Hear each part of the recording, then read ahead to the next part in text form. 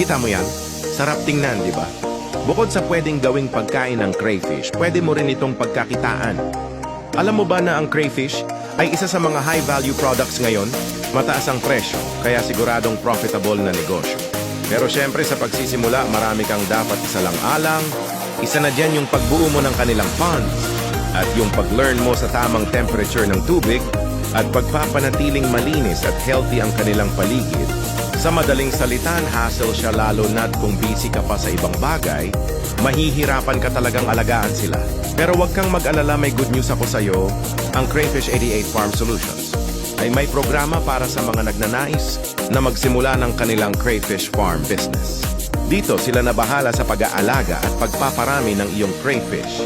Di mo na kailangan pang mga pa at mahassle dahil ang gagawin mo na lang ay hintayin ito kung kailan na sila ready. Malapit na magsimula ang Crayfish 88 Farm Solutions. Abangan mo ito para isa ka rin sa makinabang sa napakagandang programa. Meron ang Crayfish 88 Farm Solutions. Kung meron kang katanungan, mag-message ka lang sa page namin.